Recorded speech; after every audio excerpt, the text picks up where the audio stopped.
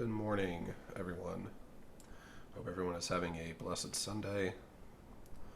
Today, instead of a traditional, I guess, message or sermon or whatever you want to call it, like last week, I wanted to actually talk about a video that I have seen, I've watched many times, I've shown it to other people. It is If I Were the Devil by Paul Harvey, and it is probably one of the most telling monologues within, I don't know, in recent time, I guess. I mean, 1965 was a long time ago in today's standards, but everything that was said in here has come to pass for the most part, and it's obviously very telling now, given the state of the world and the United States. So I'm going to go through this. It's relatively short. It's only 3 minutes, but I'm going to pause it and reflect on it and all that stuff. So we'll go ahead and start from the top.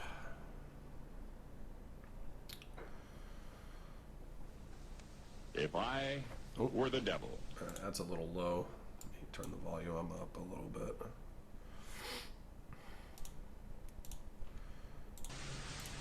If I were the devil.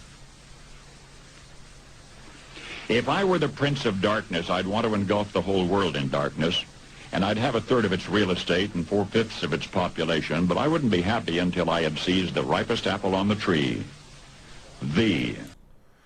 So right there, I believe, if I can go back a little bit, a third of its real estate, and if I were the Prince of Darkness, I'd want to engulf the whole world in darkness.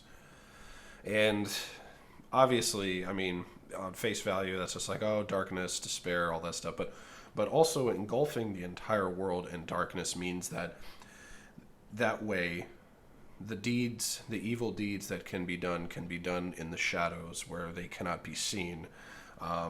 The whole essence of shrouding the world in darkness is not just to be dark, gloomy, evil, but it's in order to keep things hidden and out of the light so things can be done, bad things can happen, people can be manipulated, horrible things can be done in the shadows where nobody can see it, and it will never be brought to the light. That's where, and a lot of this is going to be my take on things and how I view it, but I think that's pretty much what he's getting at there. A third of its real estate and 4/5 of its population. So here I would assume that he's speaking of the entire world and obviously the population of the world, bringing them to not just like, worshiping the devil or anything like that, but controlling a third of the world and a third of the world's countries and 4/5 of the global population, in the sense where they've abandoned all hope. They have casted out their faith and their religion, and they no longer believe. They no longer have faith. That's what I kind of get out of that. And real estate and so we'll move on real quick, but I wouldn't be happy until I had seized the ripest apple on the tree, and that where he simply says "thee." And now, I've tried breaking this down and talking my way through this, and I guess what they mean by "thee" is, or what he means by "thee" is basically God's people, the most devout, the most religious, the most faithful. Breaking them down is probably the most powerful blow that Satan can do to the people of this world, the faith-driven, the God-fearing people. That's kind of what I get out of it. I could be wrong. I'm no intellectual or anything like that, so we'll carry on. I don't want to spend too much time. I don't want this video to be super long, but so I'd set about, however necessary, to take over the United States. So there you go. Plain and simple.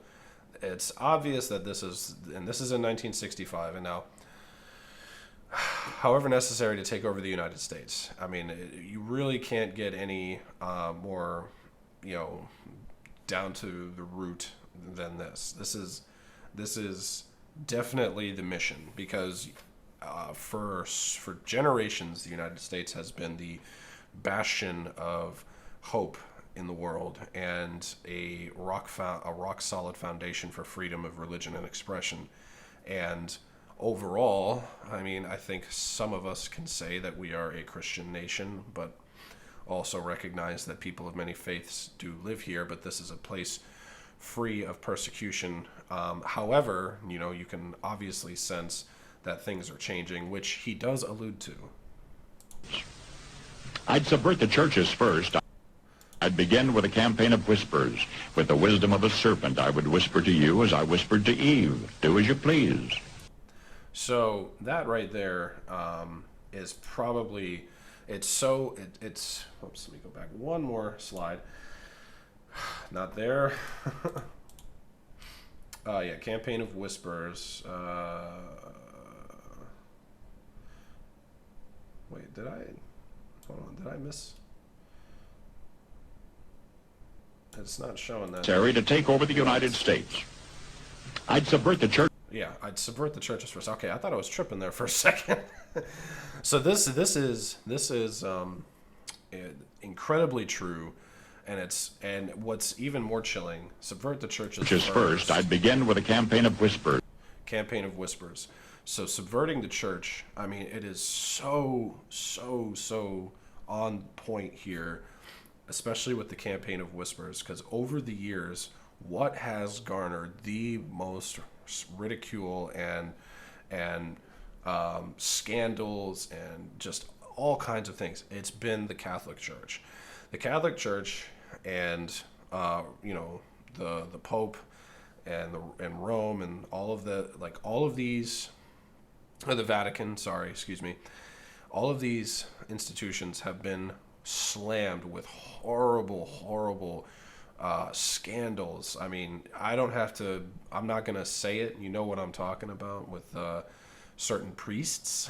But, you know, I'd begin with a campaign of whispers. I do believe he goes into it a little bit more, but it's slowly built up over the decades. I mean, it's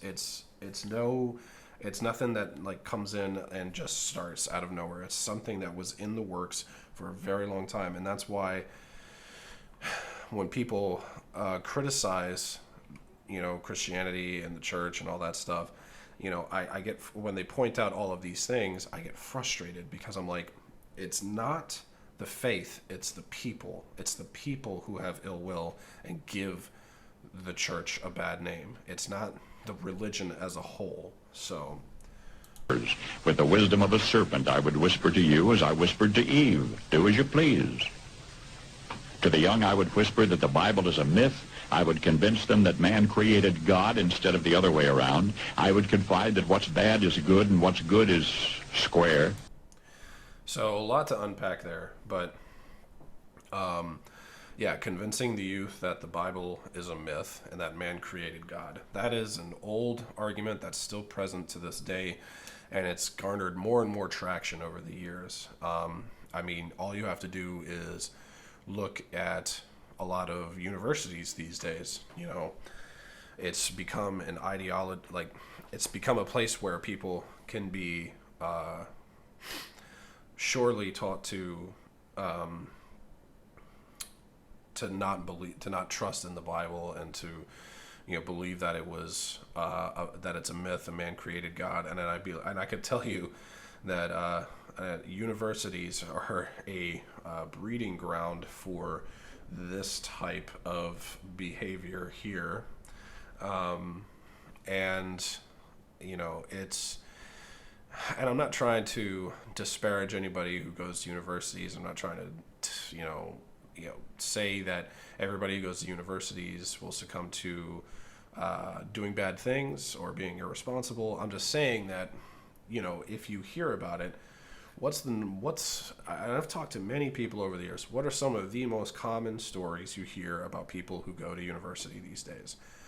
They hardly talk about what they learned. They talk about all the crazy stuff they did and how, and like, they make jokes about it and they talk about it and they all laugh about it, And sure, yeah, it could be in good fun, but I mean, I've been hearing that most of the time. I never really hear about what they learned, how their classes were, any positive stories of, enlightenment and motivation and inspiration. It's been about, all of the quote unquote good times that they had when they weren't in class. So, and, credit to anybody who's able to escape university with a degree despite doing all of that. But I digress. And the old I would teach to pray after me, Our Father, which art in Washington. Now, to the old, I mean, I believe this can go to the youth as well. All you have to do is look at the youth these days, and they would, and what I get out of this is that the government is the almighty ruler. Pray out, basically give all of your concerns to the government. Let the government take care of you. The government knows what's best for you. The government's going to take care of you. And you can see this more and more now, that, again, universities, but also just how politics have become such a focal point that we are at such an inflection point in this country that young, old, middle-aged people are really believing that the government is the best thing when it comes to managing people's lives, when it comes to knowing what's best. They are believing, they're turning their faith over to a massive government machine and saying, I trust the government. Never thought I'd really hear this, but I trust the government. I trust Congress and the House of Representatives. I trust all of them to do what's right for me. And I never thought I'd actually live to see that day. It was a walking punchline 25 years ago. But now it's now people would rather have a massive government that would take care, that they believe, that they have faith in, would take care of all of their needs, instead of living a free life with smaller government, with a faith in a higher power. I'll preach to the agnostics here. Faith in their higher power, as opposed to faith in a broken political machine in Washington. And I don't want to get too much into politics on this topic here, but unfortunately, with this video, politics does play a big part. And then I'd get organized. I'd educate authors in how to make lurid literature exciting so that anything else would appear dull and uninteresting. Now this hits home. Like, I am so baffled each and every day, and like, and they kind of go, well, all right, before I go on this tangent, let me press on a little bit here. I'd threaten TV with dirtier movies and vice versa. There. Let me go back just a scotch there. Yeah. Everything else dull and uninteresting, so we'll go back a little bit more. So I'd educate authors on how to make lurid literature exciting so that anything else would appear dull and uninteresting. This is so true this day and age. I can't tell you what books I've read recently that have been fiction that are so good at creating a story that doesn't have insane amounts of lurid, provocative segments in it. Like, what was the last nonfiction book that I read? It's been a long time. Fiction book that I read. I'm sorry. Excuse me. I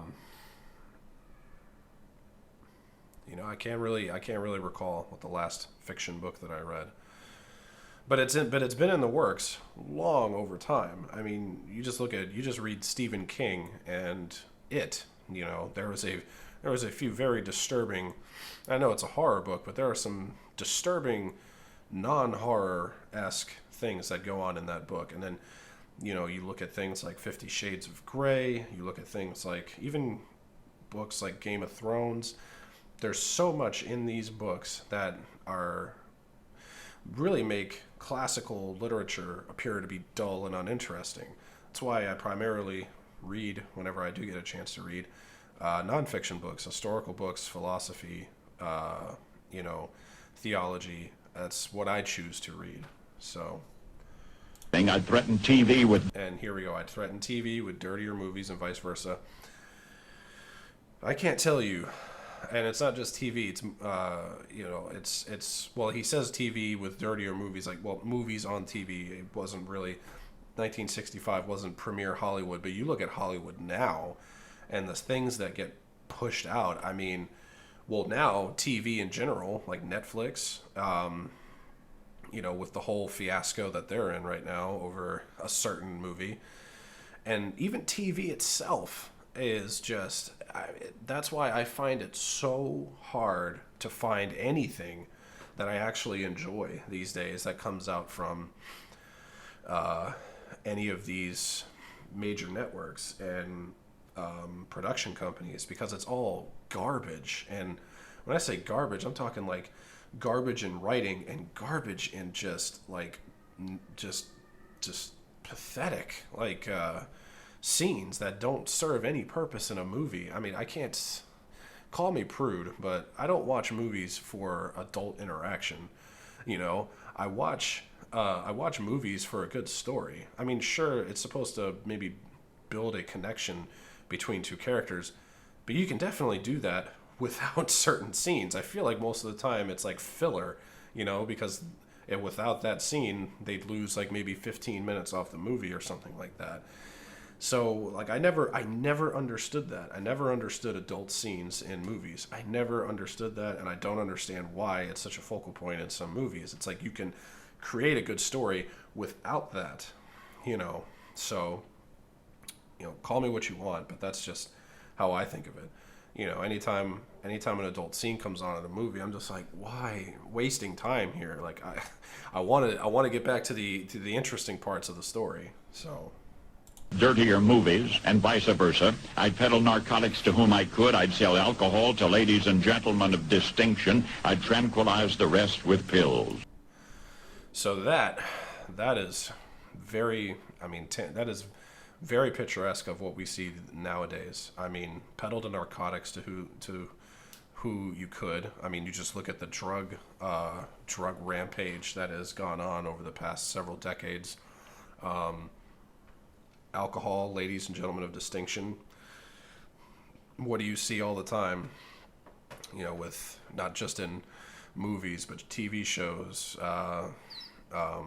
advertisements. It's like so much emphasis on the nightclub, bar atmosphere, drinking to excess, and then also to ladies and gentlemen of distinction. You look at how many times do you see stories come out about someone important being busted with, excessive alcohol use. I mean, it just comes out all the time, most of the time with some pretty dire consequences. And then tranquilizing the rest with pills, that really hits home, because I know some people who've had really bad problems with substance abuse with pills. And when they say tranquilize, it's like, I think of Quaaludes. I think of, the most prominent one now is fentanyl, or, what's that, benzos, and that really does tranquilize the population to the point where, they don't want to do anything. And what really bothers me is that's not talked about enough. I mean, it is a huge, huge problem in this country and in the world, And oftentimes it takes a back seat because there's just so many problems going on that it's hard to put them all in a line, and tackle all of them. If I were the devil, I'd soon have families at war with themselves, churches at war with themselves, and nations at war with themselves, until each in its turn was consumed. And with promises of higher ratings, I'd have mesmerizing media fanning the flames. That right there, you can't have a better explanation of what's going on right now in the United States than this right here. Families at war with themselves, churches at war with themselves, and nations at war with themselves until each in its turn was consumed. This is going on right now. Whether you're religious, spiritual, or not, there is no question that that is what's going on right now. I'll leave it at that. All you have to do is turn on the news, and this right here is what you see all day, every day on the news. Nations at war with themselves until each in its turn was consumed. And with promises of higher ratings, I'd have mesmerizing media fanning the flames. So, all right, like I just said, turn on the news, and that's all you see. I mean, there's no denying it. And we're halfway through this. Hearing this is just so horrifying because this was put out in 1965. I mean, this is like an omen. This is like a prophecy that's coming true right now, right before our eyes. And it's a spiritual warfare that's going on. And no one seems to get it. No one seems to believe it. Everyone is too preoccupied busying themselves with other things. If I were the devil, I would encourage schools to refine young intellects, but neglect to discipline emotion. Yes, you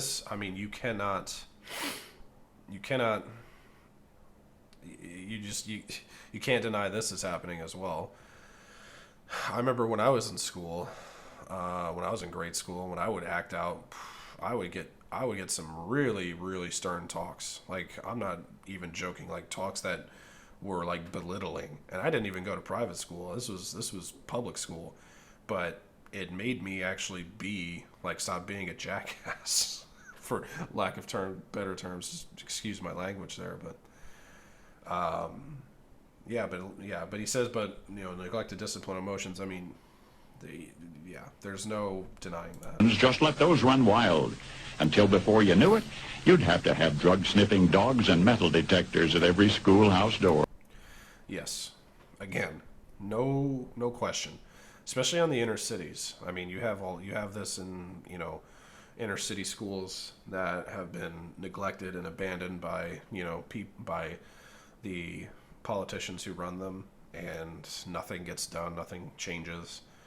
And it's awful. And it's not just in, inner cities. I mean, you also have some really poor areas in suburban areas and stuff like that have the same issues.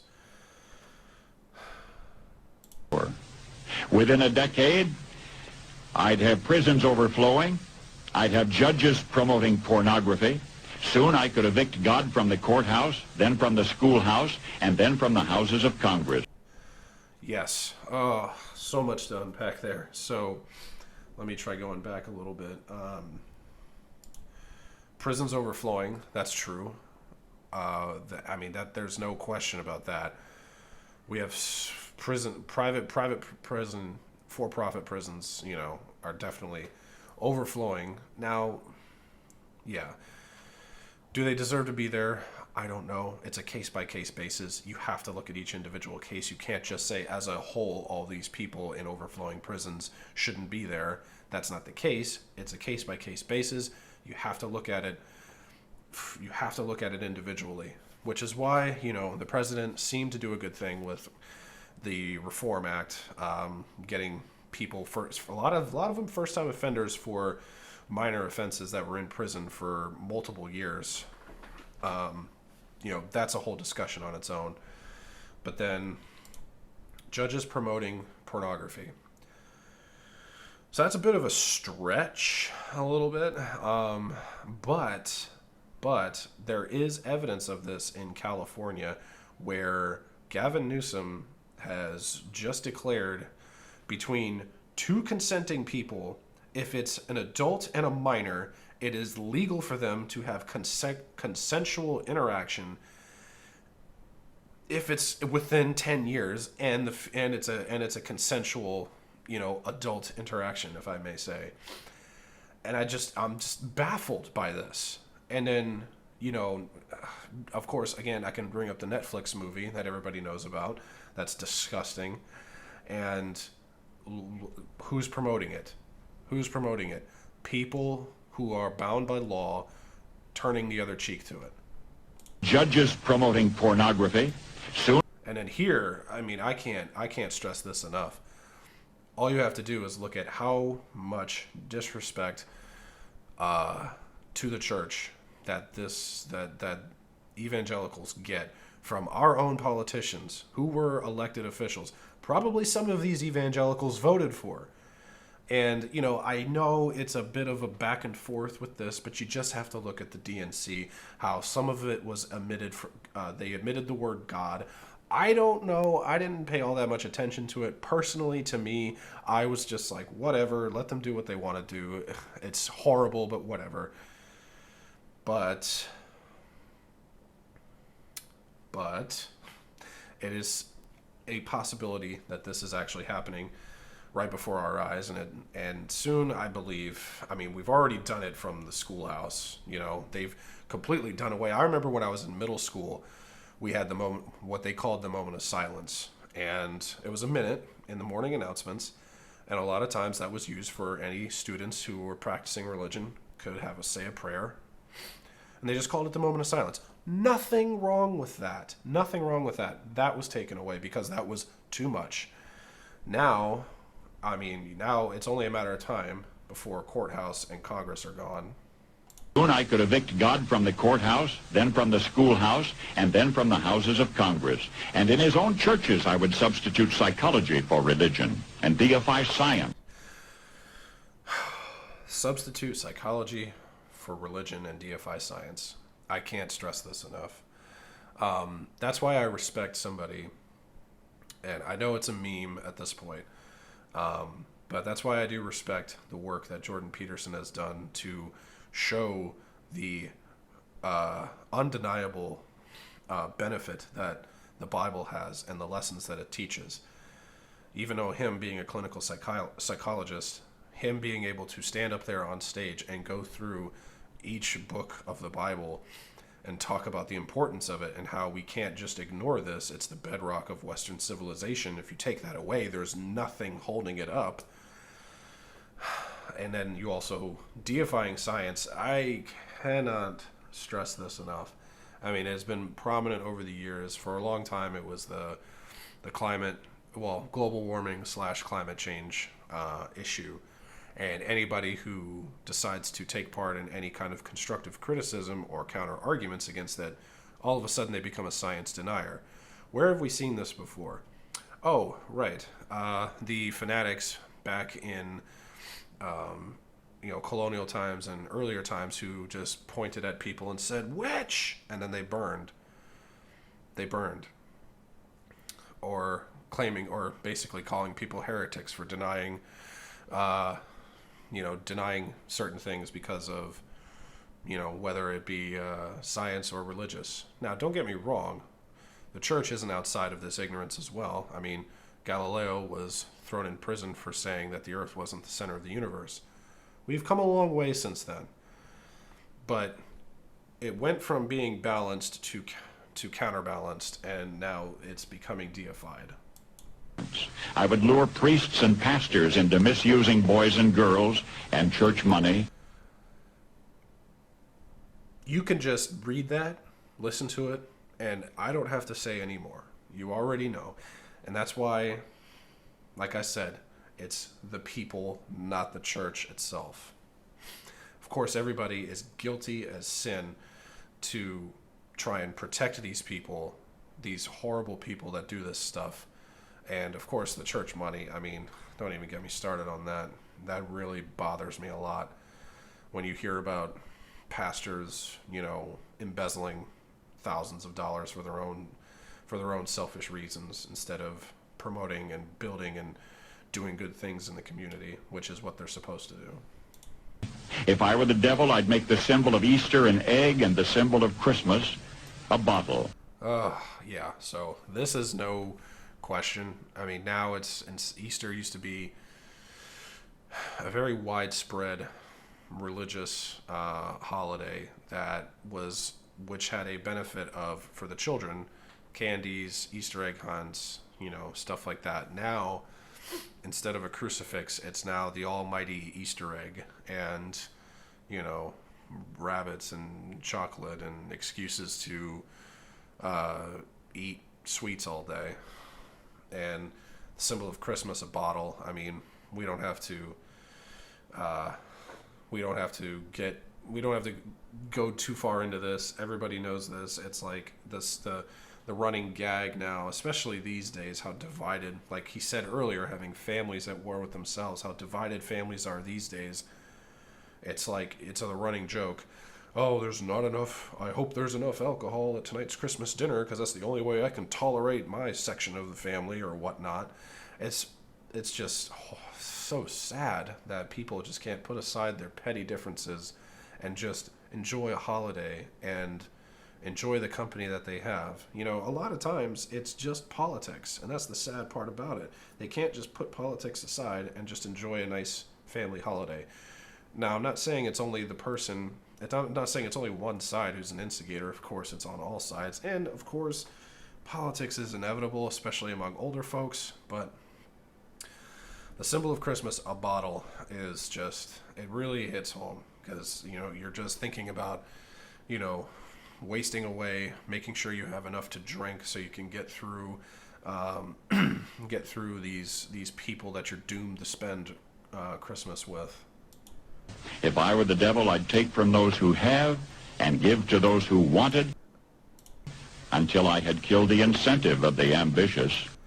To get political here, this is exactly what's going on in the United States right now with the rise of socialism and communism and the far left trying to take over this country, trying to, quote unquote, make the rich pay their fair share of the taxes, give money to people who don't do anything with, obviously with the universal basic income, and, turn this country to what it used to be, a land of ambitious, free capitalistic ideals, into a government nanny state that just gives people money, gives people this and that until it's bankrupt and then falls apart. And then no one wants to do anything.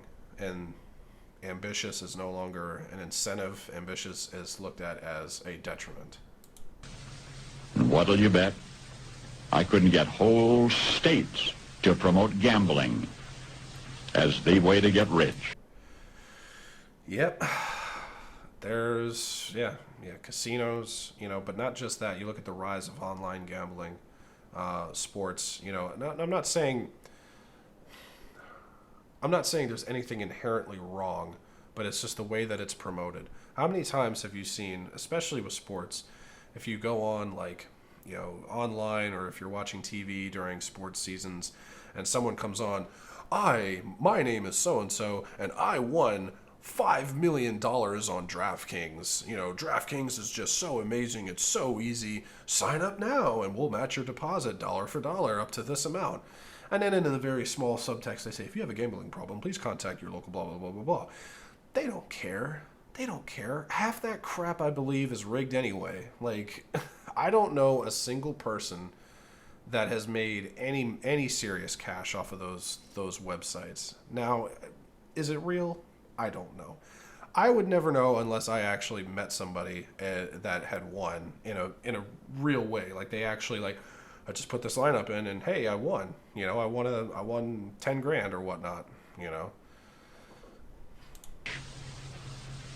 I would caution against extremes in hard work, in patriotism, in moral conduct. Oh my God, that right here. I mean, this and moral conduct, sure. I mean, we've been seeing this over the years, but now more than ever, right here, this is the focal point. This is how you demoralize a country, is by taking away their right to be patriotic, making them feel bad for being patriotic, making them feel like an evil person for loving their country.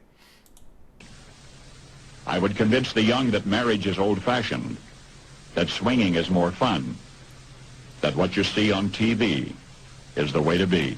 So this is even more prevalent now. I mean, when I first heard all this, I was thinking of things like, Tinder and,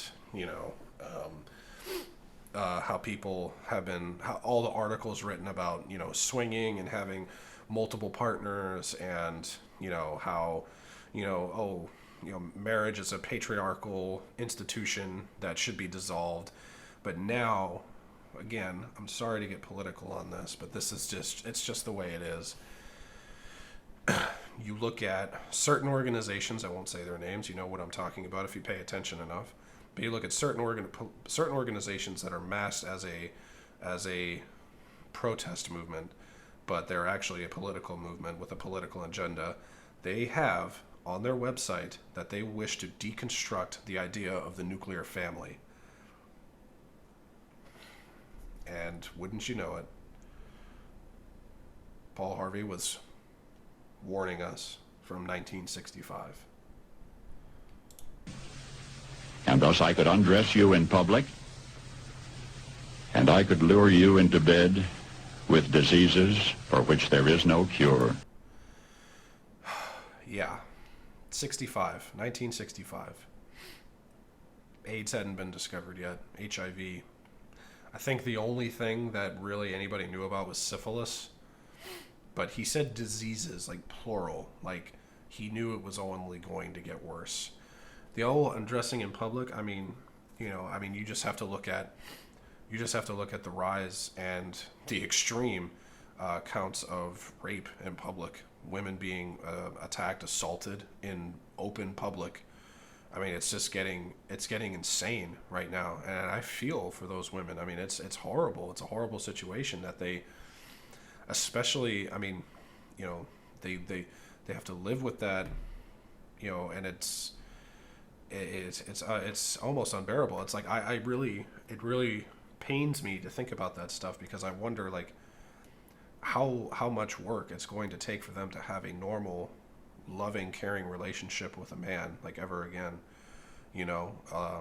It's sad, it's heartbreaking, but you hear about it all the time, that it's getting worse. In other words, if I were the devil, I'd just keep right on doing what he's doing. And that's the end message right there. In other words, I just keep right on doing what he's doing, and that's exactly what he's doing. I don't know who this gentleman is. Let me get this off the screen there. I am playing this from a certain website. This is fair use. I don't have any other besides that last part there, but oh well. Whatever. This channel is small enough anyway. It's out of the eye of Sauron. But anyway, yeah. And that's the final message right there, that if he were the devil, you'd just keep doing what he's doing. And it's been a slow burn over the course of decades and decades of spiritual warfare on the mind and soul of this country. And it's finally starting to rear its ugly head. And there is a very, very slim amount of time that we have to try and turn this around, and I can't stress it enough. On a spiritual level and on a physical level, you need to heed this warning, and you need to realize that it's coming. I may not even see it in my lifetime, but I'm young enough to think I will, and I'm not looking forward to it. I look at all these things that I see around me, all these pleasantries and amenities that I have, and I just keep wondering, when is this all going to fall apart? Is this year the last year I get to go and do this? Is this the last year I get to sit in a nice restaurant and have a nice meal with a loved one? Is this the last time we can visit family without risk of being attacked? Is there? It's depressing to think about, and sometimes I wish I was blind to all of this. The quote, ignorance is bliss, cannot be further from the truth, or cannot be closer to the truth, because you know, hell, I don't want to know anything anymore. Like, it seems like the more you know, the more miserable you're going to be, because you realize how complacent people are and how much we take for granted as a society. And it really is. It's close. We are so close to having it all just fall apart. So, sorry today's message was such a downer, but this had to be said. People need to wake up. So I'll close in prayer. I mean, whether you're spiritual or not, if you're just here for the philosophical conversation, that's great. If you are spiritual in any way, you can bow your head, you can close your eyes, you can, pray along with me or pray to yourself. But dear God, thank you so much for another beautiful Sunday. I pray that you can watch over every one of us and keep us safe in all parts of the country and the world, regardless of where we are, regardless of where we are spiritually. I pray that you can lend your helping hands, your healing hands upon us. And I pray that you can forgive us for our wrongdoings and our sins. I pray that you can give us the strength and the courage and the sight to see what needs to be done on a moral standpoint and do what is right in your name. I pray that you can speak to us.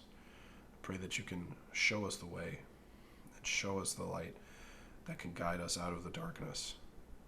God, more than anything, Lord, it is thy will be done, not ours. And we will trust in you no matter where we have to go, because we know our treasure is not on this earth. It is with you in heaven.